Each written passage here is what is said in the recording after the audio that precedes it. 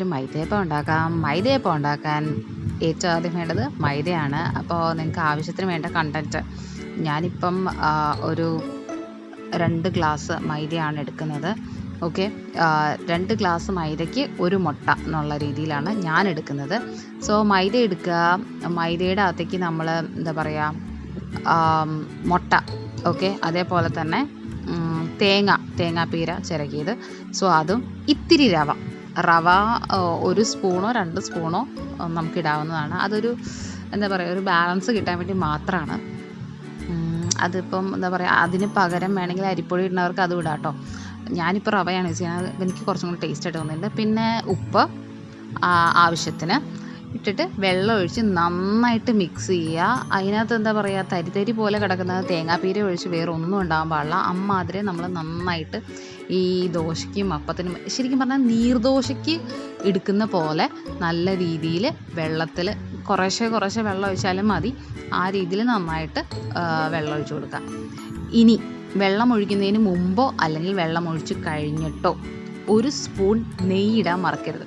അല്ലാന്നുണ്ടെങ്കിൽ നെയ്യ് ഇടണ്ടാത്തവർക്കാണെങ്കിൽ ഇടണ്ട, ഉണ്ടാക്കുന്ന സമയത്ത് നെയ്യ് തൂക്കി കൊടുത്താലും മതി. ഞാനിപ്പോൾ എന്ന് വെച്ചാൽ ഒന്ന് ഇതായി കിട്ടാൻ വേണ്ടിയിട്ട് ഞാൻ നെയ്യ് ഇട്ടിട്ടുണ്ട്. അപ്പോൾ എനിക്കൊരു 3 ടേസ്റ്റി ആയിട്ടുള്ള ഫീല് തോന്നിയിട്ടുണ്ട് നെയ്യിട്ട് നന്നായിട്ട് കുറുക്കുമ്പോഴത്തേക്കും. സോ ഇതാണ് നമ്മുടെ പരുവം. ഇതിൽ ഇത്രയും കൂടെ വെള്ളം ഉണ്ടെങ്കിൽ നല്ലതാട്ടോ. കാരണം ഇതെന്ന് വെച്ച് കഴിഞ്ഞാൽ നമ്മൾ ദോശ പോലെ നന്നായിട്ട് പരത്തണം അങ്ങനെയൊന്നുമില്ല. നമ്മൾ കോരി ഒഴിച്ചാൽ മതി. കോരി ഒഴിച്ച് നമ്മൾ പാൻ ചൂടായി കഴിയുമ്പോൾ കോരി ഒഴിച്ചിട്ട് അങ്ങോട്ടും ഇങ്ങോട്ടും പാൻ ചുറ്റിച്ച് ആ ഒരു വട്ടത്തിൽ നമുക്ക് എടുക്കാവുന്നതേ ഉള്ളൂ. ഞാൻ അങ്ങനെയാണ് ഇതുണ്ടാക്കുന്നത്. കണ്ടോ, എനിക്കങ്ങനെ വട്ടമൊന്നും വേണ്ട. ഞാൻ കോരി ഒഴിച്ചിട്ട് അത് ജസ്റ്റ് ഒന്ന് ചുറ്റിച്ച് കൊടുത്ത് ഫുൾ റൗണ്ട് ആക്കി എടുക്കും. ഫുൾ റൗണ്ട് ആക്കാം. ഇതങ്ങനെ എന്താ പറയുക, വിട്ടു പോവുകയോ അങ്ങനെയൊന്നുമില്ല, നമുക്ക് കറക്റ്റായിട്ട് എടുക്കാൻ പറ്റും. അതേപോലെ മൈദയാണല്ലോ ഒട്ടിപ്പിടിക്കുമല്ലോ, അങ്ങനെയൊന്നുമില്ല. അതിന് വേണ്ടിയിട്ടാണ് നമ്മൾ മുട്ടയൊക്കെ ചേർത്ത് കൊടുക്കുക. അപ്പം നല്ല വട്ടത്തിലുള്ള നല്ല ഇതായിട്ടുള്ള മൈദയപ്പം നമുക്ക് ഉണ്ടാക്കാൻ പറ്റും. ഇത് ഭയങ്കര സിമ്പിളാണ്. നമ്മൾ തലേദിവസം എടുത്ത് വെക്കുക ഒന്നുമില്ല.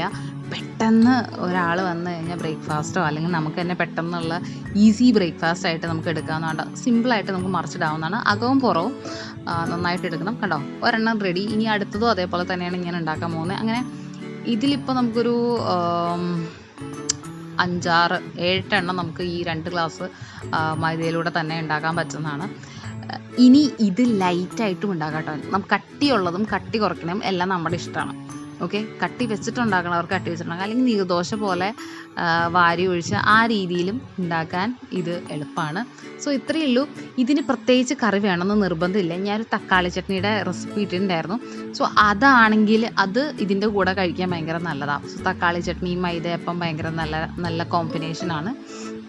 സോ അത് കാണാത്തവർ അതും പോയി കാണുക. എന്നിട്ട് ഇതൊന്ന് ട്രൈ ചെയ്ത് നോക്കുക. ഇത് ഭയങ്കര എളുപ്പമാണ്, ടേസ്റ്റിയാണ്, ഹെൽത്തിയാണ്.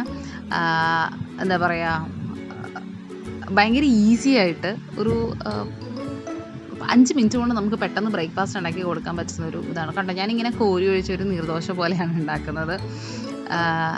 ഒരിക്കലും ഒട്ടിപ്പിടിക്കില്ല കേട്ടോ. മൈദയപ്പം ഒട്ടിപ്പിടിക്കാതിരിക്കാൻ വേണ്ടി നമ്മൾ മുട്ട ചേർത്ത് കൊടുക്കണേ. അതൊരു ട്രിക്കാണ്.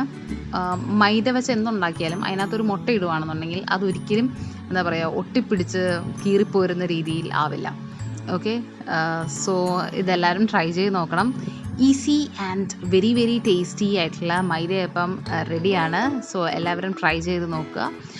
ഇഷ്ടപ്പെട്ടെങ്കിൽ അഭിപ്രായങ്ങൾ അറിയിക്കുക. Thank you.